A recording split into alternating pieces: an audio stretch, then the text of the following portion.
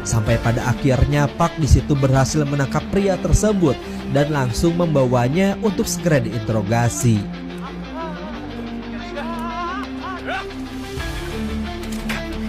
Lalu si pria misterius yang bernama Byung-so mengaku hanya kaget saja di saat dia melarikan diri dari kejaran detektif. Dan alasan dia beronani akibat istrinya sedang sakit dan dia berdalih hal itu dia lakukan hanya untuk memenuhi fantasinya semata.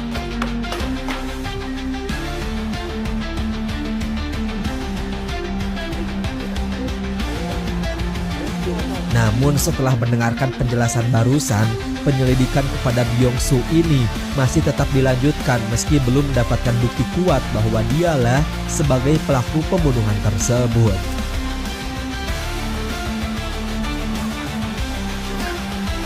Sementara itu detektif Tae-sok kemudian mendapatkan informasi baru tentang seorang penguntil yang ada di toilet sekolah kota Hwaseong. Mengetahui hal itu, dia pun langsung bergegas datang ke sana untuk melakukan investigasi lebih lanjut. Dan seorang guru sekolahan mengatakan bahwa si penguntil tidak lain adalah seorang wanita aneh yang kini tinggal di atas perbukitan. Mengetahui hal itu, detektif Tae-sok langsung datang ke sana. Namun, di saat Tae-sok pergi ke atas bukit untuk bertanya sesuatu, tiba-tiba saja si wanita yang bernama Seo Yong ini malah langsung menghindar. Setelah melihat keberadaan dari wanita tersebut, Tae-sok melihat ada sorot mata yang aneh dari si Seo, seperti sudah mengalami trauma berat. Dan setelah diinterogasi lebih lanjut, ternyata Seo ini merupakan korban yang telah berhasil selamat dari kejaran pembunuh berantai itu.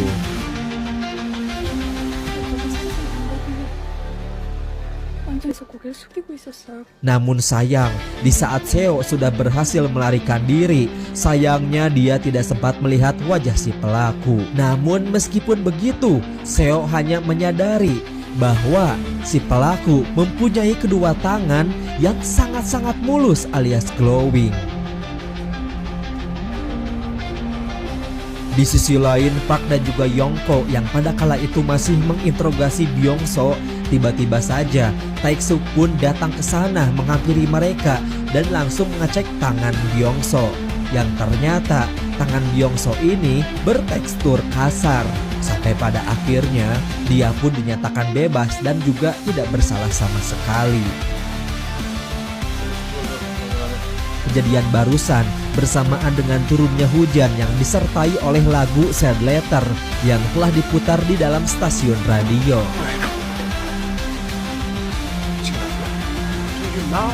Menyadari akan ada pembunuhan baru, mereka bergegas meminta kepada pihak kepolisian untuk menggerakkan semua unitnya.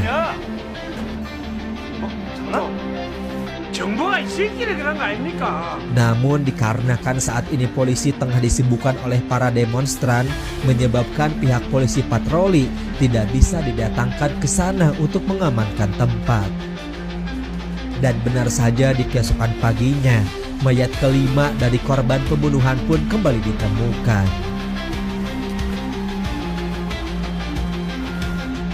Berbeda dengan beberapa korban yang lain, setelah dilakukannya autopsi, di sana dokter menemukan sebuah bukti baru berupa buah persik yang dimasukkan ke dalam misfi si korban. Sontak membuat para detektif harus dibuat kembali pusing oleh penemuan tersebut.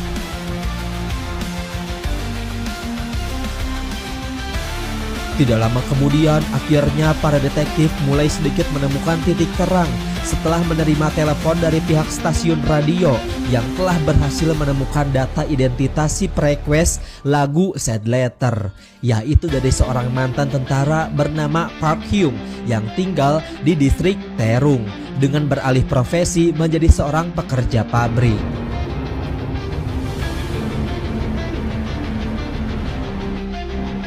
Setelah Yung Gyu mengaku sebagai si request dan dia juga memiliki tekstur tangan yang begitu lembut, akhirnya para detektif langsung mendesak dia agar dia mau mengaku sebagai si pelaku pembunuh.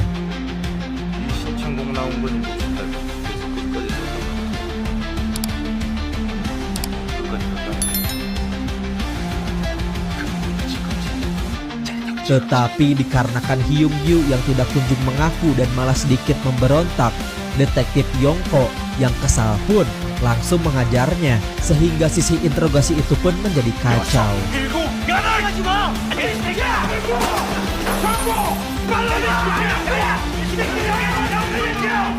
Sampai pada akhirnya akibat perbuatan barusan, Yongko harus berakhir dibebas tugaskan oleh detektif Dong Chul. Diketahui dia ini dinyatakan dipecat atas tuduhan melakukan keonaran saat sesi interogasi berlangsung.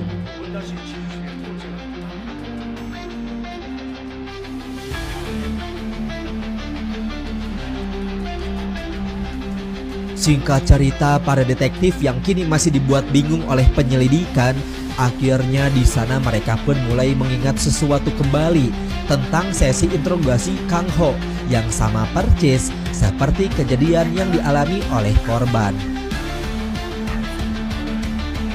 Lalu jikalau Kang bukanlah si pelaku, maka dapat disimpulkan bahwa dia merupakan seorang saksi mata di saat kejadian pembunuhan Hyang Shok alias si korban pertama. Karena seperti yang kita tahu, Kang ini setiap harinya suka membuntuti para perempuan di kota Hwaseong. Menyadari fakta barusan, Park dan juga Tae-suk lalu bergegas pergi menuju restoran milik ayahnya Kang untuk mencari keberadaan dia. Hal itu pula bersamaan dengan keberadaan Yongko yang terlihat frustasi setelah dia dibebas tugaskan. Di saat dia yang pada kala itu sedang mabuk berat, seketika dia pun langsung membuat keonaran kembali dengan menghajar orang-orang yang ada di sana.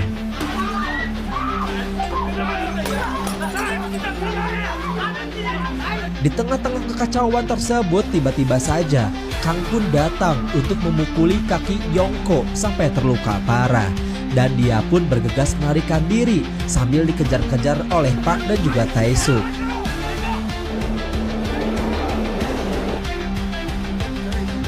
Setelah berhasil menangkapnya, kemudian Park langsung bertanya tentang wajah si pembunuh yang dilihat langsung oleh Kang di saat membuntuti Hyang Shok sambil menunjukkan foto dari Hyung Yu kepadanya.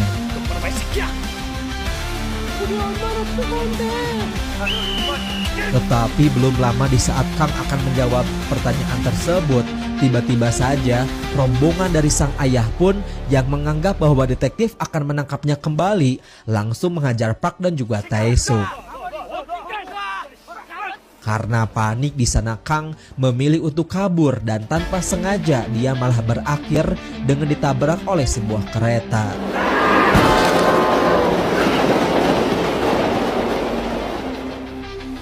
Singkat cerita, dikarenakan belum ada bukti kuat untuk menangkap Hyung Yu, akhirnya para polisi pun membebaskan dia. Hal itu pula bersamaan dengan ditemukannya sebuah bukti baru berupa bekas sperma si pelaku di tubuh si korban. Namun dikarenakan pada tahun itu negara Korea belum mempunyai teknologi canggih, membuat sampel dari sperma pelaku pun harus dikirim ke Amerika Serikat untuk mengetahui hasilnya. Di sisi lain, Tae-suk yang masih menyimpan curiga kepada Hyung Yu, dia berusaha mengikutinya kemanapun dia pergi. Tetapi di saat mengikutinya, tiba-tiba saja mobil miliknya pun malah mogok di pertengahan jalan. Dan alhasil, Hyung Yu harus berhasil lolos dari pengawasan. Pada suatu malam, si pembunuh berantai pun kembali melakukan aksinya dengan bersiap-siap akan menghabisi korban yang sedang berjalan sendirian.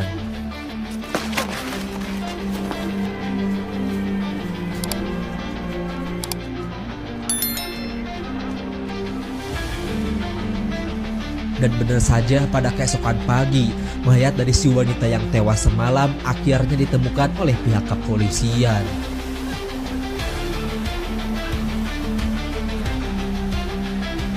Melihat kejadian tersebut, Tae-suk yang sudah dibuat emosi dan juga yakin bahwa Hyung Yu adalah si pelaku pembunuhan tersebut, dia kemudian bergegas mencari keberadaannya dan tanpa banyak basa-basi langsung menghajarnya habis-habisan. Namun di saat Tae-suk akan menghabisinya di tempat, di situ Park pun datang dengan membawa berkas hasil tes sperma dari Amerika. Dan ketika Tae-suk sudah membaca hasil tes tersebut, sayangnya hasil itu ternyata tidak cocok dengan hasil sperma dari Hyung-ju. Sehingga pada tahun tersebut identitas dari si pembunuh berantai pun masih belum juga terpecahkan. Tepatnya pada tahun 2003, detektif Park yang kini sudah beralih profesi menjadi seorang sales, dia kemudian mulai sedikit mengenang masa lalunya di saat menjadi seorang detektif dengan mendatangi lokasi TKP dari pembunuhan pertama.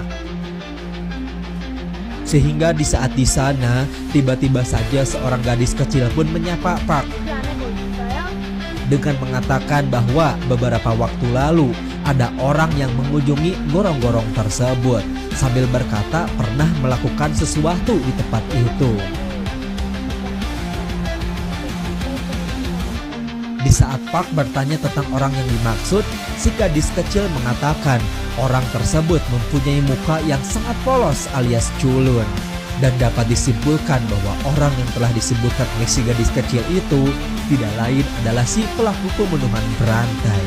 Sampai pada akhirnya, film pun selesai.